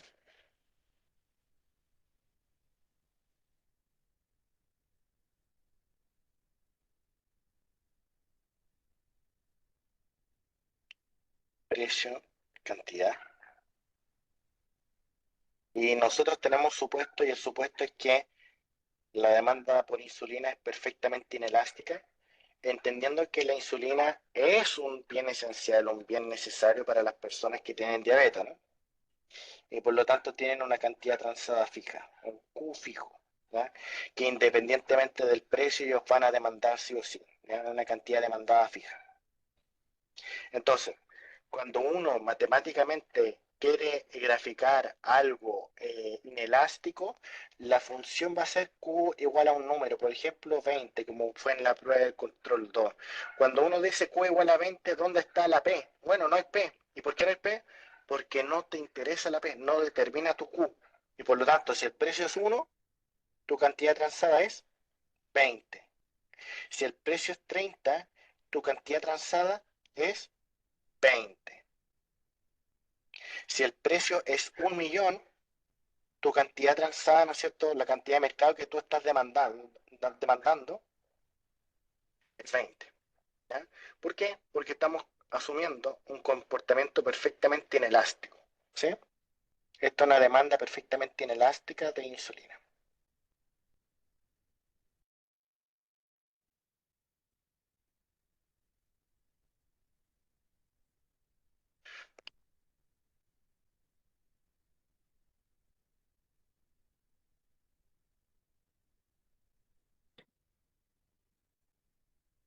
Sí, adelante, por favor. Cuando se tiene un gráfico, cuando la demanda es perfectamente inelástica, acá ya con aplicación de impuestos, todo ese tema, ¿se produce pérdida de bienestar social? Eso es lo que vamos a ver ahora, Renato. Ah, bueno, Sí, muchas gracias. exactamente. Ese punto es el que vamos a mirar porque es interesante saber qué es lo que estamos moviendo cuando aplicamos un impuesto. ¿Ya? Entonces, lo primero que quería mencionarle, socio Renato, era cuando ustedes tuvieran Q igual a 20, Q igual a 40, lo que estamos diciendo es que es una demanda perfectamente inelástica, porque a ti no te interesa el precio. Y en rigor, y si te muestro otra función y yo te coloco P igual a 20 y no está la Q, es porque a ti te da lo mismo la Q y el precio va a ser 20. Entonces, tú fijas un precio 20 y tiráis una línea horizontal y eso va a ser perfectamente elástico, porque independientemente de variaciones en la cantidad, tú vas a pagar 20. ¿Ya? Si el precio es superior a 20, tú eres elástico y vas a cambiar absolutamente toda tu demanda. Pero ese caso no va aquí. Ya. Entonces vamos a hablar de la insulina, ya que es del control 2, por eso estoy revisando ese caso en particular. La insulina tiene una demanda perfectamente inelástica, este era nuestro supuesto base. Y tenemos una oferta que va a equilibrarse, ¿no es cierto?, con esta insulina. Ahí.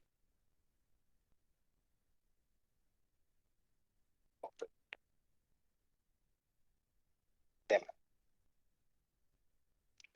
Entonces, para que también tenga más sentido, la oferta va a partir en 10. ¿Ya? Y vamos a escribir la curva de oferta como P es igual a Q más 10. Esa es la curva de oferta. Recuerden por qué curva de oferta, porque el número que acompaña a la Q es positivo, que es un 1. Y la función de demanda era Q igual a 20. Entonces, si yo quería calcular el precio de equilibrio ahí, era reemplazar la Q en la función P, me queda P igual a 20 más 10 y eso me daba 30. Ya teníamos el precio de equilibrio, pues 30 y 20. Ya, bien. Esta parte no es la que me interesa revisar hoy, pues. Me interesa revisar hoy ceteris paribus, tengo el equilibrio, sé cómo se comporta el demandante, sé que la oferta tiene un grado de inclinación, así que no es perfectamente inelástica ni tampoco perfectamente elástica. ¿Qué ocurre si le aplico un impuesto T? Ocurre lo mismo si le aplico el impuesto T a la oferta, ocurre lo mismo si le aplico el impuesto T a la demanda, ocurre lo mismo en el equilibrio con impuesto T a la oferta, ocurre lo mismo en el equilibrio con impuesto T a la demanda. Entonces, para que fijemos idea, el impuesto va a ser T igual a 10. Este impuesto se llama impuesto de suma alzada. ¿Ya? El impuesto de suma alzada es aquel impuesto en el cual nosotros tenemos un valor de la insulina y le metemos 10 más. ¿Ya? O sea, si la insulina te vale 30, ahora te va a costar 40. ¿Se entiende? Hasta ahí. ¿Todo claro y todo bien? Sí. Perfecto. Disculpe, al aplicar el impuesto en la curva de demanda se suma. Todavía no vamos para allá, Donato, pero lo vamos a Ah, mirar. Sí, eh, vamos a mirar. Fíjate que pasa lo siguiente. El impuesto es de suma alzada, es decir, va a aumentar el precio, ¿no? Pregunta, ¿será lo mismo gráficamente? Ojo con la palabra que estoy ocupando. Gráficamente, ¿será lo mismo aplicárselo a la demanda que a la oferta? O sea, en ambas debería contraerse, porque el impuesto contrae las curvas. ¿Cómo vamos a contraer a un diabético que necesita 20 unidades sí o sí? Ah, no se puede, Buena, Daniel. claro, Buena. no se puede. Y aquí viene la parte interesante, y yo esperaba que tuviera más del 7% de todas las secciones conectadas. Entiendo mucho que algunos estudiantes no se puedan conectar, pero no creo que más del 70% de estudiantes no se puedan conectar. Ojo con eso. Los incentivos no están funcionando adecuadamente, así que yo creo que para una próxima ocasión que quede grabado, las sesiones no serán grabadas. Y quizás ni siquiera hayan sesiones online, sino que van a ser presenciales y vamos a tratar de tener un horario más ampliado. Entiendan ustedes que nosotros no pudimos sesionar, ¿no es cierto?, con tanta anticipación porque nos tocó el jueves que fue feriado, el 1 de mayo, nos tocó que fue interferiado en Gómez Milla el 2 de mayo, entonces no teníamos ninguna opción del equipo docente completo para poder gestionar algo con más tiempo. ¿Ya? Dado eso, de verdad lo que les pido yo a ustedes también que le transmitan a sus compañeros que están las oportunidades, están los canales de comunicación abiertos, están los correos electrónicos de su ayudante, de sus profesores de cátedra, de mi parte como coordinador del equipo y también de parte del profesor Bernal como coordinador de la cátedra. ¿Ya? Así que tienen que utilizar los recursos que tienen a la disposición para que posteriormente ustedes puedan tener un buen rendimiento en sus evaluaciones. ¿No? Volviendo al tema del impuesto. Tal y como decía Daniel, si yo quiero y le aplico un impuesto a la demanda, la curva de demanda se tendría que contraer, ¿ya? Pero el hecho es que no podemos contraer una demanda que necesita sí o sí consumir 20. Entonces, ceteris paribus, si yo le aplico el impuesto a la demanda, la demanda, y le pregunta a usted, ¿se mueve la curva?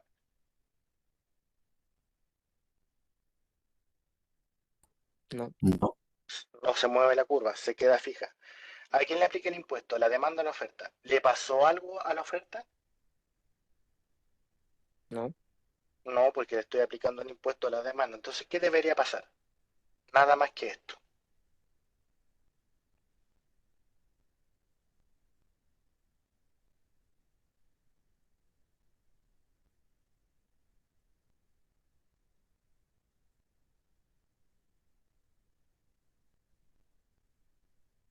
¿Están todos de acuerdo conmigo que lo que deberíamos observar en este mercado es simplemente que la demanda va a pagar todo el impuesto y va a pasar desde pagar 30 a simplemente pagar 40 y que se va a formar este rectángulo que se llama recaudación fiscal, que corresponde a qué cosa?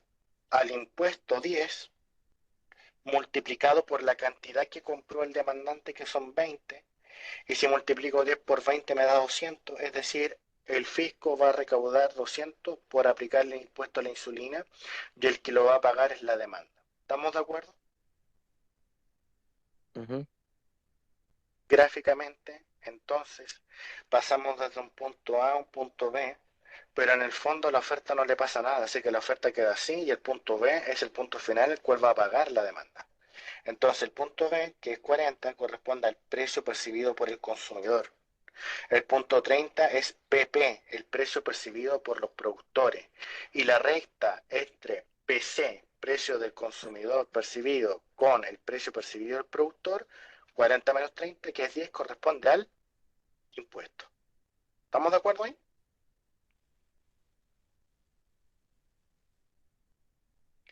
CIPAS, ese lo mencioné recién. Ese 200 tiene algún nombre, sí, se llama recaudación fiscal, que es ingreso del gobierno por aplicar un impuesto en un mercado. ¿Se entendió, Paz? Súper, no hay problema. Muy bien, muy bien. Ya, ahora, ¿estamos todos claros? Hasta ahí, ¿o no? El excedente del productor es el que está abajo. ¿Por qué? Porque es el precio que recibió, que el mercado dice que vale 30 menos los costos, ¿no? Y sería esta de color verde. Vamos a graficar en verde el excedente del productor. ¿Estamos todos de acuerdo que el excedente del productor es el verde? Bien. Y el excedente del consumidor es este rojo, pero que nunca voy a poder terminar de graficar. ¿Por qué el excedente del consumidor es el rojo que nunca voy a poder dejar de graficar? Porque el excedente del consumidor es infinita. Él está dispuesto a pagar cualquier precio por esa cantidad fija de unidades. Exactamente, Matías. Y si paga infinito y el excedente se define como lo que está dispuesto a pagar menos lo que pagó, dispuesto a pagar infinito, menos lo que pagó, 40. Infinito menos 40, ¿cuánto es? Algo muy, muy, muy grande. Con un 40 no pasa nada. Sigue siendo muy, muy grande. ¿Ya? Ahora, vamos a mirar esto mismo, pero le vamos a aplicar el impuesto al lado oferta y vamos a ver qué pasa. ¿Ya? Pues las mismas situaciones, los mismos números, los mismos valores, todo lo mismo. No sé si alguien quería decir algo, parece que activó su micrófono. Adelante, por favor, mientras...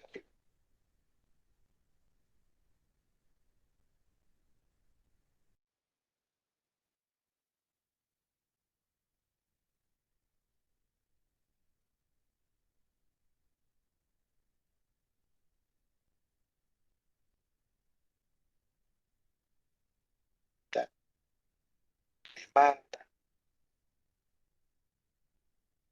el equilibrio es 30, perfecto, superior, cantidad y precio. Súper. Ya, veamos el chat, así que ya lo... Matías, porque pagará infinito, muy bien. Tata. Profe, si el impuesto va a la demanda oferta, ¿seguirá en el ejercicio o no? No es necesario, Cata. Puede ser que te digamos, vamos a aplicarle un impuesto a la oferta, vamos a aplicarle un impuesto a la demanda, y te lo dejemos explícito. Como puede ser, Cata, decía usted, a quién le va a aplicar el impuesto y dame los resultados, porque al final el resultado tiene que dar igual. ¿Sí? Matías, ¿el impuesto puede ir a ambas? Eh, Me imagino que tu pregunta es si le puedo aplicar impuesto a ambas curvas del mismo valor, pero aplicar impuesto a ambas curvas por el mismo valor es duplicar el impuesto.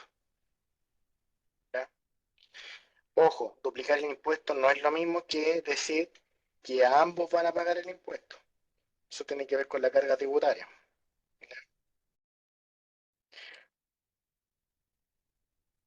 No, pero matemáticamente podríamos aplicarle un impuesto a una y aplicar un impuesto a otra a la vez, pero estaríamos duplicando el impuesto. Al final el que paga el impuesto va a ser el más inelástico. ¿Ya? Exactamente, Catalina. Exactamente. Si yo hago ahora el mismo ejercicio y el T se lo aplico a la oferta, va a dar el mismo resultado y te voy a demostrar por qué. ¿Cuáles eran las curvas? P igual a 10 más Q. Esa era la curva de oferta. ¿Cuál era la de demanda? Q igual a 20. Apliqué el impuesto a la demanda y habíamos visto que lo único que pasaba era que se pasaba del punto A que pagaba el consumidor 30 y pasó al punto B que ahora paga 40, pero la cantidad transada sigue siendo la misma. El excedente del productor no tuvo modificación, el excedente del consumidor se le restó un rectángulo azul, pero como es tan infinito, restarle ese rectángulo azul no pasa nada, sigue siendo infinito. Entonces, si ahora yo le aplico un impuesto a la oferta, o sea, T a la 10, pero a la oferta. Pregunta para ustedes y espero que puedan participar.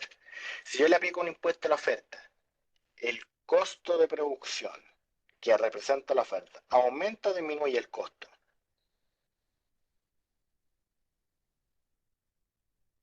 O sea, Si le debería aplico- aumentar y contraerse a la izquierda. Exactamente. Daniel lo dijo muy bien. Si ceteris paribus le aplico un impuesto a la oferta, eso quiere decir que cada unidad producida tiene un mayor costo, ¿no? Y como tiene un mayor costo, entonces aumenta se contrae la oferta a esta de color azul, que voy a decir. Profe, da lo mismo si uno trabaja con P igual a 10 más Q o Q igual a P menos 10. Perdón, ¿si lo puedes repetir, por favor? Que matemáticamente da igual si yo trabajo P igual a 10 más Q o trabajo como Q igual a, A P menos sería 10. este, sí, da lo mismo, ¿no? Te va a dar lo mismo matemáticamente. Gráficamente no, porque recuerda que gráficamente P depende de Q. Entonces te recomienda siempre trabajar P igual Para como graficar, para graficar, yo siempre recomiendo despejar la P, para que tengamos la misma idea desde el colegio, que la Y estaba dependiendo de X, ¿ya? ya, Pero vale. matemáticamente yo te recomiendo, Daniel, que sea lo más cómodo para ti. Entonces, si tú querés calcular un equilibrio, invento, podías en la P igual a D más Q, despejar la Q para hacer un sistema de igualación Q igual a Q, si quieres. Aunque en este caso no era necesario, porque el Q te lo daban, era 20, entonces era simplemente reemplazarlo. ¿Ya? Pero lo que dices tiene todo sentido, uno lo puede hacer así igual. ¿Ya? Ujú. Entonces, efectivamente, pues ustedes me dijeron, aumentan los costos, ¿no? Entonces se debería sí o sí desplazar hacia la, acá, allá, ¿no? Se debería desplazar la oferta, se debería contraer. Matemáticamente, ¿qué sería aumentar los costos? Matemáticamente, ¿qué sería aumentar los costos? ¿Sumarle la T o Aumentar. restarle la T? Profe, ahí en ese caso, al aumentar los costos de producción, disminuiría el excedente del productor. Miremos, pues eso vamos a estar mirando a cada rato. Pero para que ordenemos nuestra idea, ¿qué estamos haciendo? Estamos en equilibrio, no ha pasado nada. Lo único que cambia es que ahora el impuesto se lo voy a dar a la oferta. Nada más. ¿Ya? Recuerden, si yo le aplico un impuesto a la oferta, le sumo la T a la oferta. Si yo le aplico un impuesto a la demanda, le resto la T. ¿Cierto? ¿Estamos todos de acuerdo con eso? Sí. Oferta original. ¿Cuál es la oferta original? P igual a 10 más Q. ¿Cuál es la oferta final o la oferta con impuesto? La oferta con impuesto es la oferta original, P igual a 10 más Q, más el impuesto T, porque ahora los costos de producción aumentaron, ¿cierto? ¿Estamos de acuerdo ahí? Gracias, Antonia Namakonov. Y esto me va a quedar P igual a 20 más Q. ¿Estamos todos de acuerdo? Porque T vale 10. ¿Hasta ahí todos de acuerdo? Que la nueva oferta con impuestos va a ser 20 más Q. Bien. Profe, Si pero es 20, la lógica de eso es que ayer me pasó lo mismo, que me confundí sí, con eso, es que básicamente esos 10 del impuesto serían P menos 10.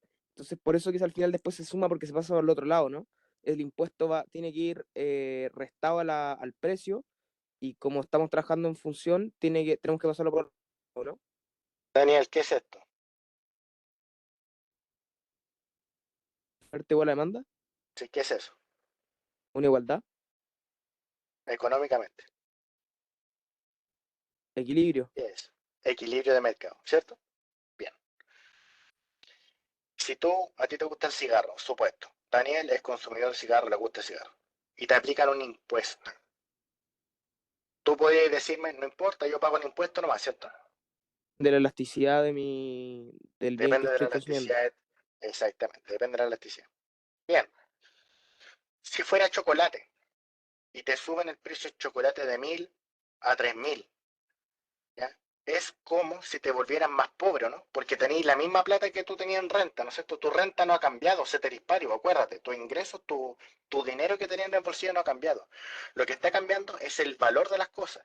Si las cosas se vuelven más caras, ¿qué pasa con tu renta imaginariamente? Aumenta, ¿no? Te vuelven más pobre. O sea, por eso, Si, la, pago más, si pues. no, pues, Daniel, si los precios suben y tú tenés la misma plata de antes, tú te haces más pobre. Sí, pues por Si tú eso, ganas, me va a salir más caro. si te sale más caro, ¿tú eres más pobre o más rico? No, pues más pobre, por eso. Más pobre. ¿Y qué pasaría con una demanda cuando te vuelven más pobre? Si me vuelvo Ceteris más paribus. pobre. Eh, La renta, si tu renta baja, ¿qué pasa con la demanda? ¿Aumenta o disminuye? ¿no? Disminuye. Entonces, por eso la demanda se le resta el T, porque el T es similar a que los precios estén subiendo mucho. Si los precios están subiendo mucho, tu demanda tiene que disminuir de algunos bienes, ¿no? Obvio, Ya. Si el T está restando, ¿cómo pasa para el otro lado? sumando. Entonces, si uno le aplica el impuesto a la demanda, se le resta; si le aplico la oferta, se le suma, ¿o no? Claro. Entonces, respecto de tu pregunta, para que no te vayas a confundir, el impuesto es uno solo, pero mirado desde dos lentes distintos. Si lo miramos desde la perspectiva de la demanda, la afecta negativamente. ¿A qué cosa? A su disposición, ¿no? Si lo miramos de la oferta, la afecta negativamente en términos de costo porque aumentan los costos de producción, ¿sí o no? Es como esto. Yo soy fabricante de cigarros, tengo que fabricar la cajita de cartón, fabricar el papel, fabricar el colchoncito del cigarro, el alquitrán, y ahora aparte tengo que pagarle un tributo al gobierno, ¿no? Por cada unidad producida. Entonces, ceteris paribus, tal y como lo comentaste todo el rato, cuando a una oferta se le aplica el impuesto, uno debe esperar que esta oferta se contraiga, ¿cierto? Y aumenten los costos de producción. Entonces, lo estamos viendo matemáticamente acá, que la oferta original era P igual a 10 más Q, pero con impuesto va a ser P igual a 10 más Q más el tributo que le tienen que pagar al gobierno, ¿o no? Ujú. Hasta ahí, ¿todo claro? Sí, sí. Súper. Ahora, P es igual a 20 más Q es la nueva oferta. Entonces, si yo grafico esa nueva oferta, debería pasar eso, moverse paralelamente, pero ahora cortar en 20, ¿no? ¿Sí? Este equilibrio es el equilibrio inicial. Este equilibrio la podemos llamar equilibrio con impuesto. Pregunta. Y aquí le voy a responder a Matías, que dice, entonces baja la Q. No, Matías, no baja la Q. Le aplicamos un impuesto, la oferta se contrajo, pero ¿cuánto es la cantidad transada? 20, Sigue siendo 20, Antonia, ¿por qué? porque es inelástica y no van a cambiar la cantidad en base al precio. Te voy a seguir empujando más. ¿Por qué es inelástica la insulina? Perfectamente inelástica, ¿por qué? Que ¿Por qué no aumenta, tiene que cambiar esas 20? Renato, te escucho. porque sería un bien que es necesario para los diabéticos, por lo que no pueden permitirse no tener insulina. Gracias, Renato. Muy bien todos, chicos. Daniel, Antonio, Renato, Matías, muy bien. Eso es lo que está pasando. Está pasando que es tan necesaria esa insulina y que Magdalena responde muy bien en el chat. No tiene otro sustituto. Y como no tiene sustituto, el demandante no puede reaccionar. Y si no tenéis poder de reacción, ¿qué te queda a ti como demandante? Mantenerte. Aceptar. Precio aceptante. Exactamente, ante Naimakonov, precio aceptante. ¿Por qué? Porque estamos en un equilibrio de mercado en competencia perfecta. Ojo, una demanda inelástica, una demanda elástica, lo que sea, puede seguir siendo un mercado perfectamente competitivo. ¿Ya? Ojo con eso. Pero acá la Porque yo en cantidad, Chile veo que hay muchos diabéticos, y en el mundo en particular. Muchos diabéticos, muchos demandantes, que hay hartos oferentes. Así hay ciertos laboratorios y todo, pero uno puede decir, hay hartos oferentes porque está en la farmacia tanto, este laboratorio, etcétera. Entonces, si bien es cierto, a lo mejor no cumple con todos los supuestos de competencia perfecta, sí tiende a estar allá. ¿Ya? Y se va a regular y todo, porque si no, podrían poner un precio infinito, ¿no? Si es que se coluden. consulta, pero esto ocurre, la demanda no cambia solo porque es perfectamente inelástico, ¿cierto? La demanda no cambia exactamente, porque es Y perfectamente inelástica y por en caso definición, contrario, sí, Renato, dale, dale. en caso contrario, si fuera perfectamente elástico, sería viceversa todo lo que usted nos explicó, ¿cierto? El precio es el que se mantendría, pero la cantidad demandada es la que se vería afectada, ¿no? No, pues en el caso perfectamente elástico,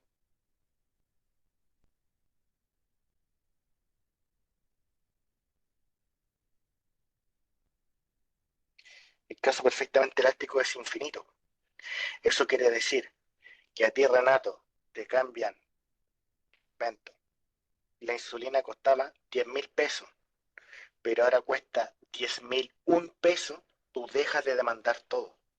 Eso es perfectamente elástico. Reaccionas absolutamente de manera exagerada a un cambio de precio. Vale, gracias, profe. Te salís del mercado, decís tú, mira, yo voy a pagar por la entrada a Fantasilandia 5 lucas, me cobran 5.001 pesos, nunca más voy a Fantasilandia. ¿Ya? Que es el otro caso extremo. El caso inelástico es al revés. El caso inelástico es, síganme cobrando, aumentenme el precio, mi cantidad va a estar fija porque yo la necesito en bien esencial, bien vital para poder vivir. ¿Sí? En este caso donde movemos la oferta con un impuesto, gráficamente no hay pérdida social tampoco. Veamos, veamos qué pasa. ¿Ya? Porque por el momento lo único que yo he hecho, traten de organizar su pensamiento. Lo único que hemos hecho es equilibrio de mercado, ceteris paribus, aplico un impuesto T a la oferta, matemáticamente en la función teníamos que sumarle el 10 y ahora apareció una nueva curva azul que se llama oferta con impuesto. No hemos hecho nada más, ¿cierto? Ujú. Y ahora empezamos a mover qué es lo que te ocurre adentro. ¿Ya? Esta nueva oferta con impuestos, la Q, lo que podemos decir es que no cambia, ¿cierto? La cantidad transada de mercado no cambió, pero entonces, ¿qué cambió? El precio, o sea, de la oferta por tema de Precio. que la producción es más cara. El precio, no hemos dicho nada más, cambió el precio. ¿Cómo puedo yo obtener ese precio? En base al impuesto, ¿no? Porque para mantener las ganancias, En, tomo la función de demanda, la función de oferta con impuesto que era P igual a 20 más Q, ¿no? claro. Y le meto el Q que el demandante quiere y necesita, ¿no? Que es 20, ¿no? Y 20 más 20, ¿cuánto me da?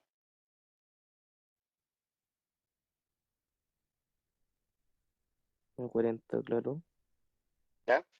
Pregunta, ¿cuál es el precio después de impuestos? ¿Cuál es el precio después de impuestos? 40, 40. ¿Cuál es el precio antes de impuestos? 30, ¿Cuánto es 40 menos 30? 10, que sería la recaudación fiscal, o sea, ¿Quién es esa área sería 10? No. ¿Quién es 10? la diferencia El entre los impuesto. precios. La diferencia de precios, que es igual al impuesto. ¿Qué es el 40? Miremos. El 40 es el precio de percepción de los consumidores, es lo que va a pagar el consumidor. El 30 es el precio del productor. Y lo que les quiero decir es esto, pues chiquillos. La oferta dijo, me pusieron un impuesto, ¿qué tengo que hacer? Me contraigo. Si me contraigo como oferta, ¿qué le hago? Le subo el precio al mercado, ¿no?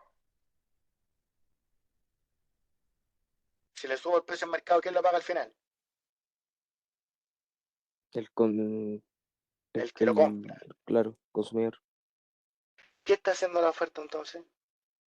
Está tomando un impuesto que yo, gobierno, le dije, oferta, tú tienes que pagarme. Ellos, ni tontos ni perezosos, se contrayeron y al contraerse le pasaron la carga tributaria al consumidor. Final del día. Si le aplico el impuesto a la oferta, le aplico el impuesto a la demanda, el efecto es el mismo, porque ¿quién va a pagar el impuesto? Escucho con atención. Es el más inelástico. Exactamente, Daniel. El más inelástico, el que llega a la carga tributaria. Y quiero rescatar un punto que dijiste, que te equivocaste al principio, que a lo mejor estás pensando muy rápido. Pero tú dijiste que hay una carga tributaria aquí, ¿o no? Hay una recaudación fiscal, ¿cierto? Sí, eso. Y la recaudación fiscal es esta, pues. Sigue siendo esta, ¿no? Claro, pero no hay pérdida social. No hay pérdida social. ¿Y sabes por qué no hay pérdida social, Daniel? Y te explico.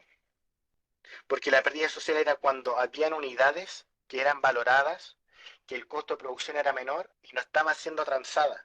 La pregunta aquí es, ¿hay pérdida de eficiencia si es que se están transando las mismas cantidades? No habría porque siempre lo va a pagar el consumidor, ¿o no? No habría, no hay pérdida de eficiencia porque se están transando las mismas unidades. El precio quizás subió y el rectángulo azul le quita un poco de excedente al consumidor, pero la pregunta al consumidor, ¿le molesta que le quiten ese rectángulo azul? O sea, lo va a pagar igual. Pero la pregunta ¿es importante que le quiten ese rectángulo azul? Si comparamos un infinito con cualquier cosa, No sigue, debería, en la sigue, teoría. sigue siendo infinito. Profe, pero es que tengo una duda con el bienestar, porque de hecho había un comentario creo, en el Control 2 que justo era de esto, Ujú. que hablaba como del bienestar. O ¿Cambió sea, cambió el bienestar del consumidor? mínimamente, No pero... cambió. Mínimamente es marginal.